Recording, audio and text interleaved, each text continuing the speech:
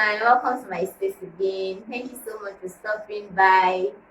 Thank you. I really appreciate my whole subscribers and those that just subscribed to my channel. And if this is your first time here, please hit the subscribe button and turn on the notification bell so that when a new video drops, you'll be notified. And also, I like you to drop comments in the comment section. I want to know what you think about this video or whatever it is that I say in this video that you don't understand or you want to, put your arguments forward. Let's talk, let's drop lines. I'll be glad to learn from you and it will mean a lot to me. So guys, when I was talking about my last video, I put up a post. I said that anybody that comes here to watch the video, drop a comment in the comment section that I'll give a free ebook to the person. And I observed that my subscribers increased, people viewed the video, but I did not see there was just one person that dropped a comment in the comment section. Like, you guys, you don't want my free book? Is that what you're telling me? If I give me a laugh, so you don't want my free book? Okay, it's fine. Thank you so much still for for your support. Like, it means a lot to me. I really appreciate it. It means that you don't even care what I want to do, you just want to support me. Thank you. Thank you. So guys, in my last video I spoke about my journey as a researcher, how I started as a researcher, my first time in the correctional center, and I said I'll just tell you, like, I'll just conclude it today. That was my first time. Then the second time I was doing a research with my mentor, motivations and mechanisms of child sexual abuse. So I had to visit some prisons. After which like in prison, I got to meet different people. Let me just share like one story with you. I met a man that he was a driver in that house. He abused their child. Their child was 7 years, and the mother got to know. She told the father. Then the mother and father now planned and told the man that for the rest of his life he will be working with them and he will never collect salary from them and he must never miss work. So like a year after, something happened. I think he fell sick or he was ill or whatever. Then something happened. I think he was ill and he couldn't go to work. Then they were trying to get with him, they couldn't, and they knew that he stayed with one of his friends. So they called his friends to ask if he was home. That one told them that he was home, but he wasn't feeling well. The brother said he was lying. They got there, they told him that so you didn't come to, you told that you must never miss work in your life. But of course, nobody really knew the underground story of how he abused their 7-year-old daughter, like actual penetration. But he confessed to me that he had actually been bringing the child for like some time before that time, and that day doesn't know what happened. He just like felt like he should penetrate into the child, and the mother of that child was upstairs while he was doing that. I'm not going to talk about that like in my next video because I'm talking about rape and child sexual abuse. So, but let me just go on with the story. So he said he just told me how he had been doing that, and after they left his house that day, they brought policemen to arrest him to say that he abused their daughter and he has been running, but eventually caught him and all of that. That's how he shall landed himself in prison, and it was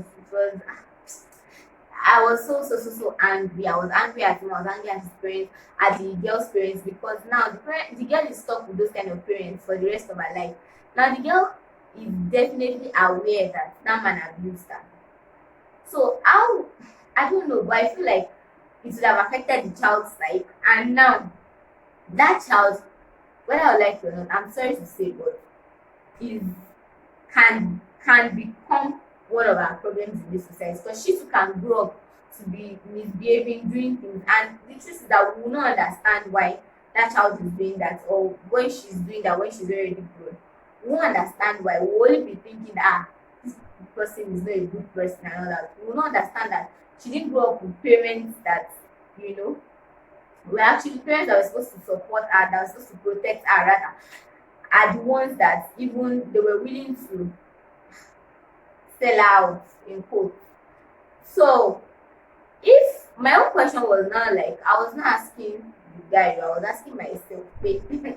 So if this man had not missed work for a day, are you Like I was asking myself, so I just tell me that the parents would have never arrested that guy. They will still allow him continue working there. Of which I feel like if he had continued working there, we will still be abusing the child. And this time the parents don't even know that he is still abusing that child. That's what I feel. So and you know, I had a lot of stories like people that rape um children, a man that also raped a child of 1 year old, like actual penetration. I'm like, what is it? I asked, is the child alive? She said the child is alive. Like, see, crazy people. Like I'm like, okay, so what was turning your head and your entire body in like in a child? Is it the diaper or what? Like what's going on? Like what was going? And the thing is, most of these people they don't have excuse. Some are saying, ah, it's from my father's village, it's this, it's that. Some are saying it's some were saying it's they were drunk, different excuses. There was another one that I think it was his stepdaughter that he abused, he raped her, and there was another that fingered the child, and a lot. I think the child had infection. It's a lot of other things. Generally, what I'll just say to parents is that we I know that because of the way the society is today, we cannot be too careful. But please, I beg anymore. But you need to go, like in every way you can protect your child. Be alert. Yes, like it's okay to be. I'm not saying you should be crazy, like overly protective, and you have to be like, but that one like, are you alright? No, but I'm just saying that watch out for your kids. Ask necessary questions. It's okay to ask your 3-year-old daughter, who touched you here? Who touched you there? Do you know what this is? This is breast. This is vagina. Your 3-year-old son, this is penis. Nobody should touch you there. Nobody should. It's okay to have such discussions with them because the way the world is going now. Uh, it's not even see. I don't want to talk about this part too much, so I don't get too emotional and start to talk. Because I want this video to be really short. The next time I went to work on the other time after that I went to work on factors I was working on factors precipitating spousal homicide, and I visited some prisons, and then I spoke to some inmates. But eventually, I just zeroed the whole thing, narrowed it down to only Lagos State, and removed the other information I got from other states. I only have them in my head, but I just removed them from my proper paperwork, publication, and all of that. So I met with people that killed their husbands, women that killed their husbands, men that killed their wives, and it was really, really like it was an emotional moment for me. Sometimes I never cried though. When I say emotional, the emotional for me is I wish you had not done this. I wish you had I wish you had done something else. I wish you had found a better way to escape from this thing or let it go. So that was this for me. So I met people. I met the man that poured acid on his wife. He was just crying while he was talking to me. He was really, really regretting his action. So his case was a celebrated case. In fact, when I went to now check his case online, because he actually told me his name and all that. When I went to check his case online, I saw people abusing him. That is, a lot of people were just abused. And they weren't even abusing him for killing his wife. They were abusing him for marrying the woman he married, because he married her like she was a sex worker, and he met her, then he liked her and told her to stop the job and all that. And that was how he got to marry her. Then I think she started abusing him financially, emotionally, and all of that. It was too much for him. She made bouncers beat him. Like that was it for him. She locked their child in the house. Then I think he said it was in the US. He had to take, like, if a friend told him that his wife was doing this, he has to quickly come to Nigeria to see his wife, and only for him to get home, and he met that the door locked and their child was inside sleeping in the night. Like, when could she have gone? Because he arrived in the night. Where could she have gone? Despite the fact that he told her that he was coming to Nigeria and all of that. Then he called his friend that, guy, where are you? Gotten to Nigeria, blah blah blah. His friend was just, I think his friend was not the one that told him that, I know where your wife will be. He now went there. When the wife saw him, she was not sober. She was just going on with her business, and bouncers now had to beat the man that he was harassing the lady because he was trying to drag out like, you left the child at home, blah, blah, blah. The girl was saying like, the woman was saying she didn't know him, like I don't know you and all of that. According to him, all this whatever narrations I'm doing, the narrations are the listening. Don't forget, you never know the final story because the victim is dead. Like one party is dead, so you can't know what really happened. Because the best way to judge it most times is to get from both parties. But then, we're just going to take out lessons from the stories of the way from whatever these people narrate, and I try as much as possible to probe and to have them say like let me not tell you how I used to collect that data from them. I don't force them to talk. If you don't want to talk, oh that about that first, I'm coming to give you gist. So Isha told me how he now got angry. He woke up in the hospital. By the time he woke up, he was angry. He called her and she was asking for money. She was just doing yama yama, like she was abusing him financially. According to what he said, because she was just misbehaving. So he deceived her and told her to come out of anger. He poured acid on her. His aim was to just destroy her beauty and still love her like that and still marry her like that. He just wanted to destroy her beauty. He didn't know it would get that bad, and that's how the acid he poured on her broke her skull, and then she died because the acid also splashed on the bike man, the bike she brought to the house, and that's how he got arrested and landed himself in jail. Because first of all, anger issues, anger, not I won't say anger issues, but anger, um, ability to inability to control how we felt at that moment. Yes, self control, like everything. It could have just worked out. It could have just ended the relationship, the marriage. Seriously, I had like it's not worth it. Nothing. See, it's not worth. Don't kill somebody because at the end of the day, it's now like using on both ends. Just walk away. It's never easy, but please just find a way to walk away. So that's that for that. Yes. And the person that an inmate wanted to beat me. That man's case was celebrated. So I think I met I won't tell you what prison I met him in.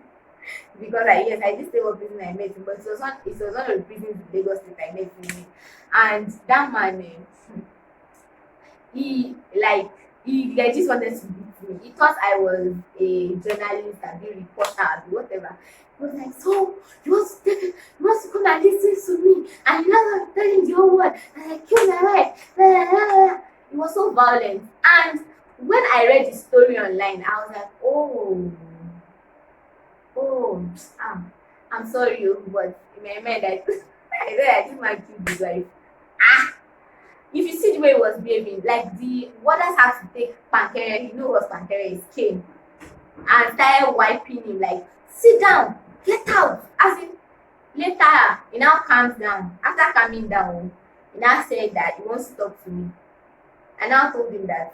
I now asked him, what do you want to talk about? He told one of the warders that he wanted to talk to me. And they asked me that guy wants to talk to me. I was like, it depends. So when he came, I was like, what do you want to talk about? Because of the way he behaved, and I was so mad. Like, how can someone behave like? But I didn't agree with him because I'm in their territory. Okay. So I was like, what do you want to talk about? And he now told me that um about what I thought I was a reporter and I just wanted to go and tell the whole world. I'm like, yes, I'm a researcher. I'm not a reporter, but I'm a researcher.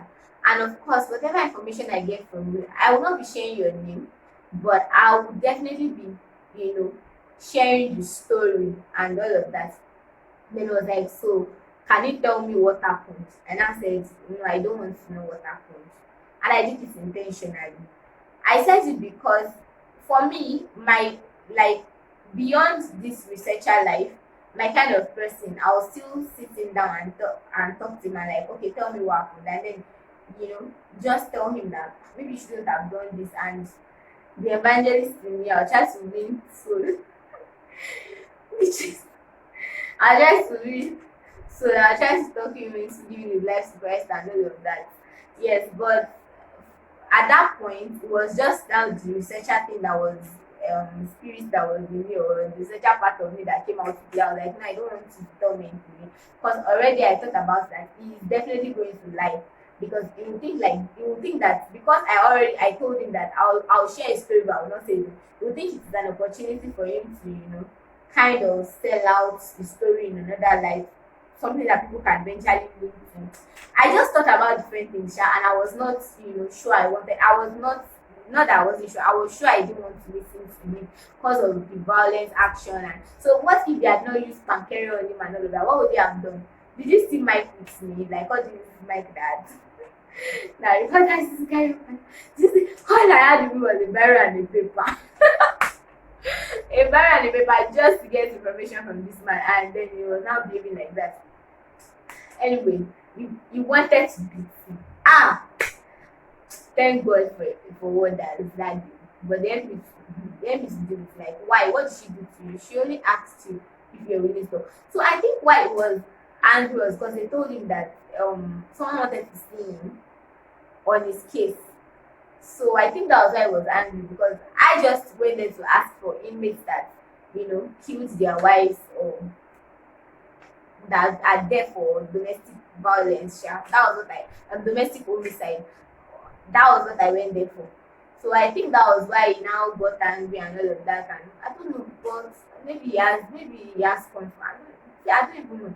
But it's the way he killed his case. I'm not going to mention his name, but his case was one case that was really, really celebrated because of the manner with which he killed his wife. And it wasn't even killing. Let's just leave that. And that was one bad experience that I really had when I got home. I think I told my sister that I met someone that wanted to beat me today. I said, I told you not to go and do this thing. You sure want to do this? And that was it. The next day I was also excited to stand up because I was thinking about it that I want to face these people again. Then yes, I also that was because of this research. I also met a man that killed his wife after killing her. He cut her in bits and put her in wrapped her with bedspread and put her in a Ghana must go. I went to put her in a completed building and see a lot of other things. And you can read up like narrations. I was listening narratives on my blog at Abimbola Shoto on Blogspot. I put up some narrations, like some things that people said or inmates said. I think I put up some of their narratives there and all of that.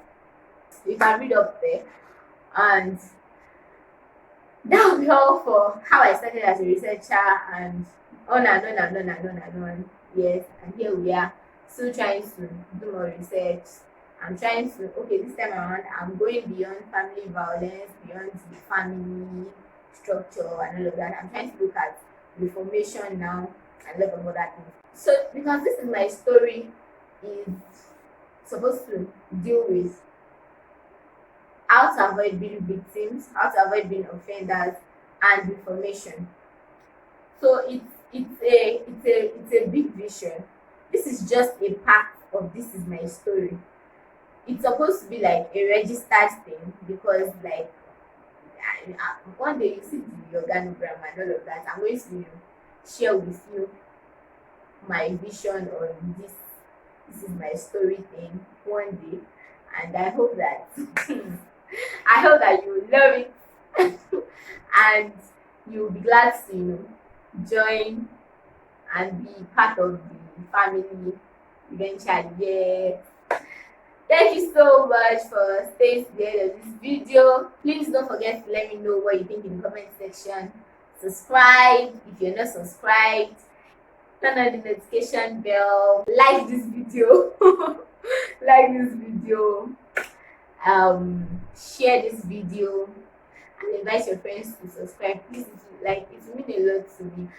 I want you guys to view my video, not because I'm not even talking about my life generally. Maybe someday people are telling me to talk about my life, but maybe someday, but not on this channel. And this is just for people to learn, to share their thoughts with me, their views with me. Let us discuss, let us rub minds, let's see how we can make the society a better place. Even ourselves, starting from ourselves, starting from our community, starting from those around us. Let's see how we can be better people and make our society a better place. Thank you so much. See you in my next video. Bye.